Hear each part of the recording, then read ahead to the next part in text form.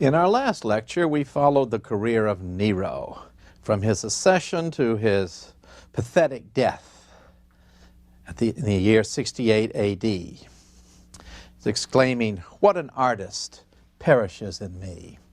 And for the ordinary Roman citizen, there may have been a certain amusement in the career of a Nero, but for the empire, it was a disaster, and it came close to plunging the entire imperial system into destruction. The empire almost disintegrated. And it revealed, once again, the evil face of civil war. For with Nero perished the last male descendant of Augustus. There was no immediate heir, as there had been in the case of Claudius, and the generals of the provincial armies fought among themselves for imperial power. From Spain, from the frontiers of Germany, and from the East. And it would be out of the East, in fact, following a prediction made by soothsayers, that the new emperor would emerge, Vespasian. He would lead the Eastern armies to victory and establish a new dynasty, the dynasty of the Flavians. Vespasian himself came not from a Roman aristocratic family, as the Julio-Claudians had been. He was from standard, pure, solid Italian stock. He represented the values of the Italian middle class. It comes through in the portraits he had commissioned of himself, not idealized or made handsome, but showing him in all his rough-hewn character, bald-headed, looking in several of the portraits very much like Lyndon Johnson, as a matter of fact. And he brought a no-nonsense approach to governing the empire. He set about reestablishing a sound economic basis, but nonetheless cutting taxes where possible, binding up the wounds of civil war, and joining the provinces again to the empire. He ran a balanced budget, unlike Nero, who had squandered millions in his excessive building. Vespasian also understood the importance of the right kind of taxes. And one of the taxes he put in place was a tax on urine. This is interesting. The Romans had the same need for dry cleaning that we do. The toga, for example, had to be dry cleaned on a regular basis. And the way you dry cleaned a toga was the dry cleaning establishment took it from you, and they had a mixture of fuller's earth, naturally occurring compound, and urine. And they tread up and down on your toga inside this mixture, and then they steamed it over nice herbs, and then they pressed it and gave it back to you. But you needed a regular source of urine, do you understand that, in order to operate a dry cleaning establishment. How did you get it? Well, you put huge amphora, big vases outside of your establishment, and anybody could pee-pee there who wanted to. And you gave them a small coin for having done so. So you were able to pee-pee, you got paid for it, and Vespasian put a tax on this coin. And his son Titus came to him and he said, "Father, this is just too embarrassing." And Vespasian said, "Here's your allowance for the month. Does it smell bad? Take it." And that was his approach to governing the Roman Empire. Vespasian was extremely popular with the army. He expanded the Roman citizenship, and he won the approval of the Senate. He did what was important. He consulted the Senate on a regular basis. He engaged them in his decisions. It might be a facade, but it was a facade which was essential to the stability of government. And he understood that without the approval of the Senate, no emperor could last for very long.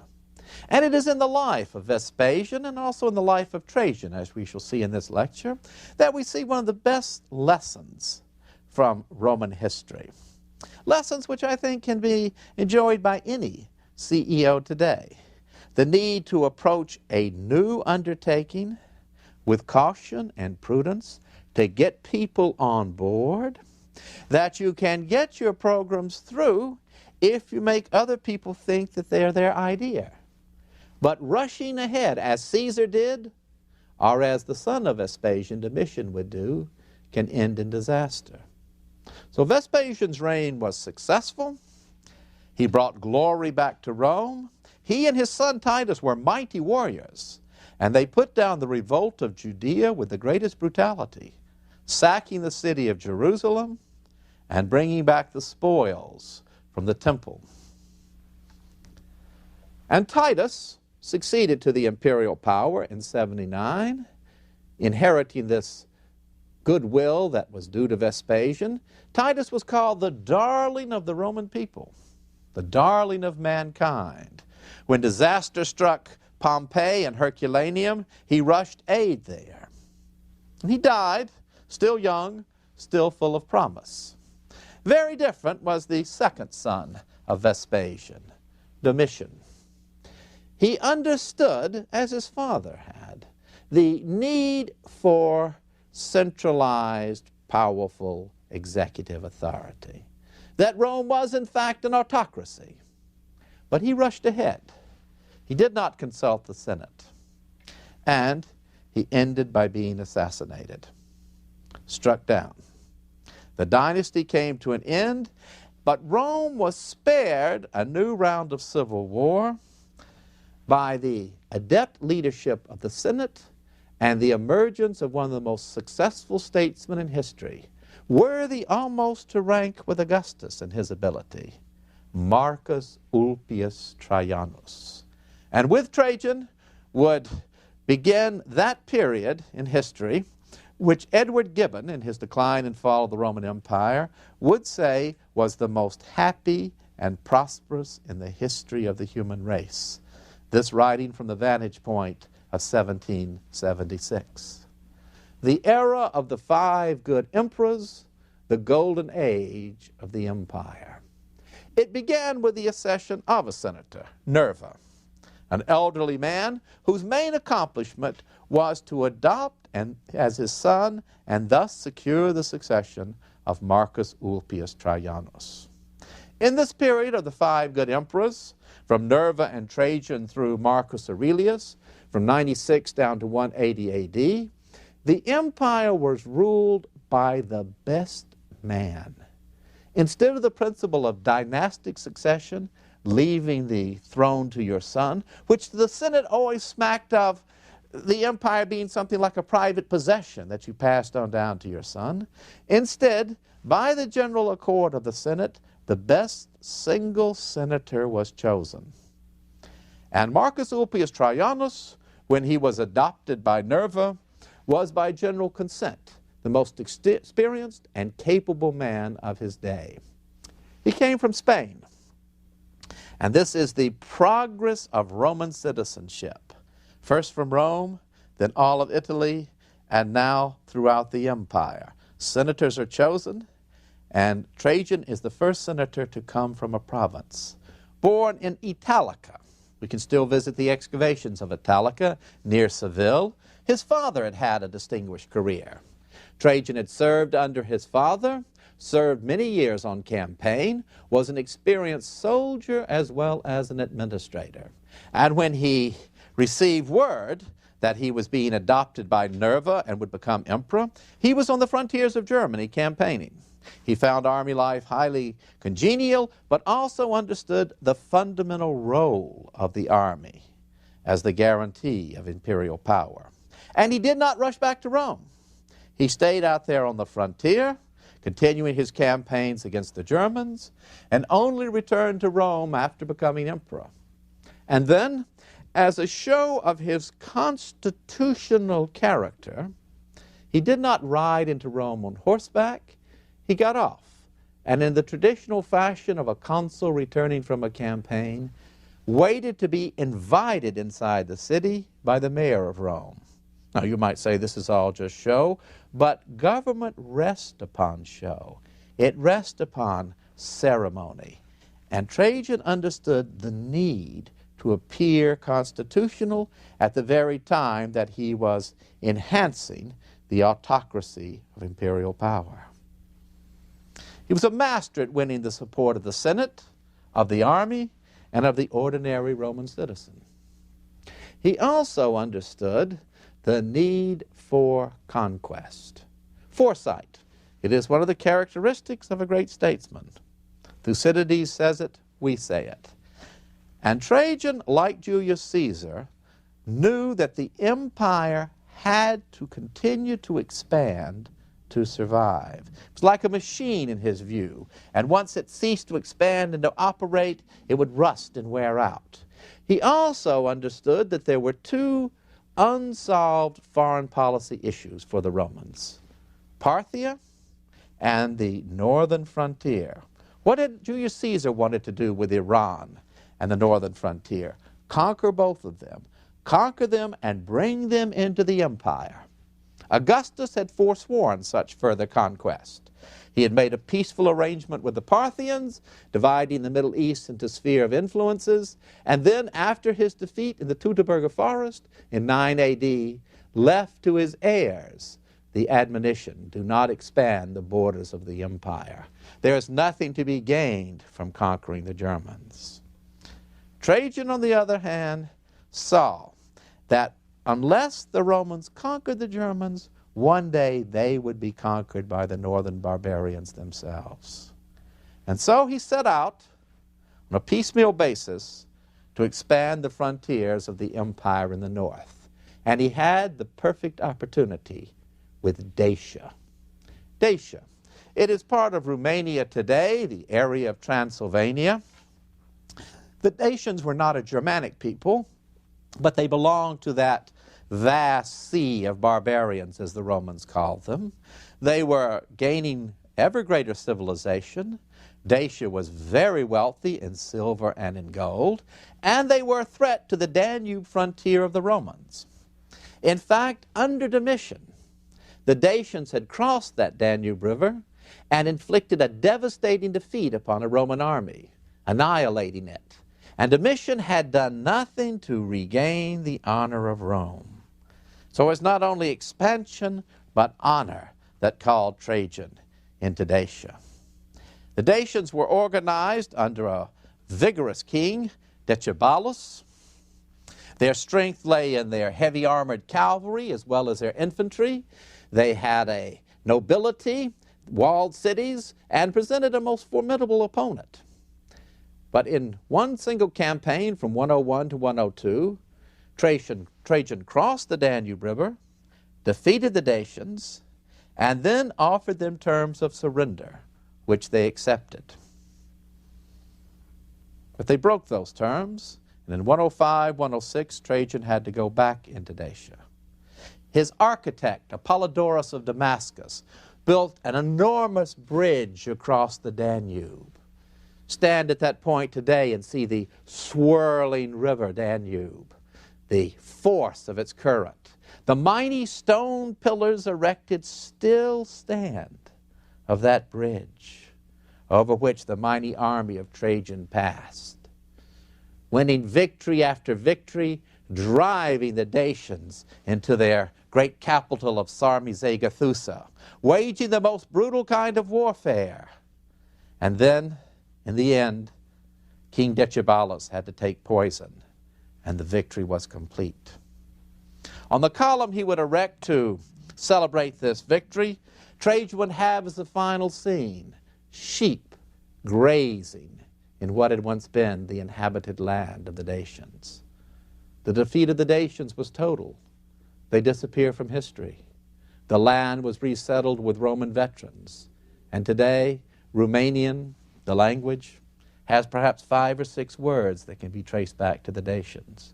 It is a Latin language, enduring testimony to the conquest of Trajan. And Dacia was annexed to the empire. Trajan then brought back 5 million pounds of gold and silver, spawning an economic boom that would last for 2 generations. For like a good Roman, like Julius Caesar, he believed that the enemy should pay for its wars. And so he brought back the gold and silver from Dacia, annexed its territory, and once again a mighty warrior governed the empire. He also undertook fundamental reforms in the structure of administration, all of it moving towards a more centralized, highly efficient government. Because, you see, once you have established a central government, it has to expand. It has to become more efficient. It has to do things more and more for the citizens themselves. Under Augustus, the cities of Italy had been largely self-governing. Now Trajan began to establish in most of the cities an imperial curator, it was called, an imperial caretaker. Yes, the cities still had their own governments, but there was an imperial official there to make sure everything worked efficiently and for the good of all the citizens. A vast program of public works was undertaken. An enormous new port was built at Ostia. Ports built up and down the coast of Italy to facilitate trade. New roads were built. A road linking Rome much more easily with the eastern port city of Brundisium. And the pride that these Roman engineers took in their work still speaks to us in this road down to Brundisium from Rome. We go along it, we see where they cut through a mountain to create the road. And they mark, in Roman numerals, of course, each 10 feet that they have carved away. A series of financial reforms that integrated this vast amount of new money pouring into the empire and enabled Trajan to expand welfare benefits. Welfare had been a part of the Roman scene since the time of Tiberius and Gaius Gracchus. But Trajan undertook a series of increased benefits that, in his view, would enable ordinary Romans to have more children and to bring them up in dignity. It was one of his proudest achievements to establish this alimenta system in which an ordinary person could find food and clothing for his children. So it was a deep sense of humanity as well as power that guided Trajan in his policies. We see these policies best expressed in the letters of his civil servant Pliny.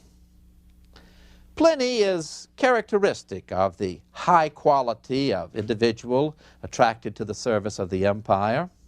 His uncle had been a Roman civil servant, Pliny the Elder, who had been admiral of the fleet at Misenum at the time of the eruption of Vesuvius. A scholar who wrote a vast encyclopedia of natural history, the elder Pliny had given his life going to save the people who were trying to survive the eruption of Vesuvius. He raised up his nephew in the same standard of public service, and Pliny became one of the closest friends of Trajan. In 100 AD, he shared the consulship with Trajan and gave a magnificent oration on the occasion of Trajan's consulship, a panegyric. And in 109, Trajan came to Pliny and said, I have a problem in the province of Bithynia and Pontus, out along the Black Sea, what we would call Turkey today. The cities there are in considerable financial disarray. And the Roman Empire really was a mosaic of cities, large numbers of cities that governed themselves internally. And they are in financial disarray. I want you to go out, as my troubleshooter, literally, and oversee the provinces. And we have a series of the letters back and forth between Pliny and Trajan. Pliny has the highest esteem for the emperor and routinely calls him Dominus, my lord. And he writes on all matters of interest, and every issue that comes up seems to require a letter back to Trajan. He writes to Trajan and says, in the city there is a bath being constructed, and it is being constructed on marshy ground and is sinking.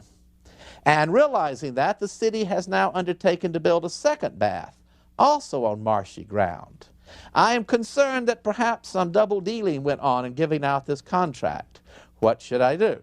And Trajan writes back and says, Dear Pliny, what you should do is investigate, make sure there was no double dealing, and then get the bath built, this time on proper land. Writes back and says, Dear Emperor, there is this large lake, and I would like to build a channel out to the sea. And I think this would improve the economy of the whole area. There's a lot of timber in the area. It could then be cut down and shipped through that canal out to the sea. Should I do it? Yes, Pliny, it sounds like a good idea. Writes back. By the way, though, Emperor, I have consulted with some hydraulic engineers, and they say if I just dig a channel, it'll drain the lake dry. Could you please send me a hydraulic engineer? And dear Pliny, we get most of our hydraulic engineers from that area. Please see if you can't find one on the spot. Dear Emperor, the city of Amysus is a beautiful city, but it has a sewer running through it. An open sewer. I would like to know if it's a good idea to cover that sewer. Yes, dear Pliny, please cover that sewer. So you see, in the midst of this, even a fine mind like Pliny, well educated, is afraid to take initiative. It is the bureaucratic mindset that has taken hold of this empire. Even knowing he has the confidence of Trajan, even though he is experienced, he is afraid to do anything on his own initiative. And emperors like Trajan literally wore themselves out with this kind of constant supervision that they really brought upon themselves, but by their desire for efficiency. And it was no doubt this kind of concern and micromanaging that led Trajan to be eager for the free life of a camp again, to go out on campaign. And so he decided to put an end to this foreign policy issue in the Near East, and in 114 began to prepare for a campaign against Parthia. It was his goal to conquer the Parthian Empire, to annex it to Rome, and to fulfill the dream of Julius Caesar. Trajan understood, like Caesar, the importance of public relations, and like Augustus, making sure the public knew what you were doing. And he ranks right up there with Augustus as a master of propaganda. And like Augustus, the statements of his propaganda endured. The coinage proclaimed the image of Trajan as the elect of the gods. He had been invested by Jupiter with supreme power. He appears on the coins holding the thunderbolt of Jupiter in his hand, crowned by victory. And with Trajan, the empire moves to an ideological basis of kingship by the grace of God, divine right. It is not men, it is not the Senate, it is not the people, it is God himself who has made Trajan emperor. And so he appears on the magnificent arch at Beneventum to mark the place where his road to Brundisium strikes off towards the east. And in the Attic reliefs at the top, he appears receiving the thunderbolt from Jupiter, equal in size to the god. And all down below, the reliefs portray the benefits, the deeds that Trajan has done for the Roman people, feeding the poor children, building the port at Ostia. And then, at the very summit, is Trajan, as he will one day be, rising up to heaven to become a god. For as Pliny says, you will be a god, a real god, for the achievements that you have carried out, the blessings you have brought to the Roman people. And the grandest of all his propaganda statements was his magnificent forum in Rome, built out of the wealth brought back from the conquest of Dacia. An enormous forecourt surrounded by columns and with statues of Dacians holding up the architrave. All along the top, the shields and swords and spears brought back from the Dacians. A mighty equestrian statue of Trajan in the centerpiece.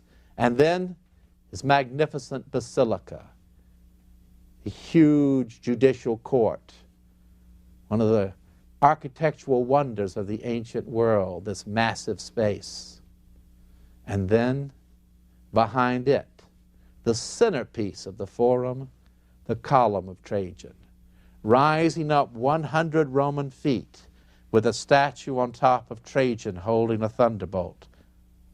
And all the way up, rolling out like an ancient book, like a scroll, the portrait of his conquest of the Dacians, beginning with the river Danube, personification of the Danube, drawing back in awe before the mighty Roman army crossing it on a bridge of boats. And then the savage victories, heads of Dacians being brought back to Trajan by his auxiliary troops. And on every part of the scroll, Trajan directing, sending out men, the centerpiece of all actions. It is literally a gospel in pictures. And as Jesus dominates the Christian gospel, so Trajan dominates this gospel of imperial power. Today it stands before us in its white marble. In Trajan's time it was painted red and blue and greens and browns, bringing out the detail of the Roman soldier's armor, the sketches of the landscape, and laying the foundations for the purpose of art in the next 1,500 years. For art would be a means of conveying a narrative. That is what Christian art is about, to convey the narrative of Christ. And that foundation is laid there with the column of Trajan. So amidst his war and expansion, unleashing a cultural creativity, surrounding himself with the finest artists and architects. And on the arch at Beneventum, on its eastward side, he is portrayed leaving off for the conquest of Parthia, holding the reins of his horse, ready to march again. And so he began the campaign in the east, conquering Armenia, driving down the Tigris and Euphrates until he captured Ctesiphon, the capital city of the Parthians, and announced the annexation of Mesopotamia, Armenia, and Parthia to the Empire of Rome. He stood along the shores of the Red Sea and watched a boat sail off towards India. And he said, if I were only a few years younger, I would like to follow in the path of Alexander and conquer all the way to India. But it was not just the desire for power. It was an understanding of the economic wealth of the Middle East and its importance to the economy of Rome. Had he conquered all the way out to India, it would have transformed the economic level of the entire empire and endured and ensured for it centuries of rule to come. But it wasn't to be. Revolts broke out in his rear. The Parthians would disappear only to return and fight against him again. And he had to go back, putting down revolt after revolt, recapturing cities that he had already taken, until finally, worn out in Syria, he would suffer a stroke. His wife at his side, his adopted son Hadrian holding his hand, he would die. Centuries later, when the Roman Empire had become a very different place indeed, it would still be wished when a new emperor would ascend the throne that he would be more fortunate or luckier than Augustus and better than Trajan. That was the title that the Roman Senate people had conferred upon him. Optimus Princeps, the best of all leaders. It equated him with Jupiter. Jupiter Optimus Maximus. Jupiter the biggest and the best. And Trajan was, for the Roman people and the Roman Senate, the ideal model of an emperor. Devoted to the public welfare, brave in battle, a sponsor of civilization, a believer in the unity of the Roman world, and true to those ancient values of the Republic, a man worthy to take his place alongside Publius Cornelius Scipio, Quintus Fabius Maximus, yes, and even the great Caesar. But his vision of empire was not shared by his successor and adopted son Hadrian. And to Hadrian, and to those changes that would show the crack in the fabric of empire, we'll turn in our next lecture.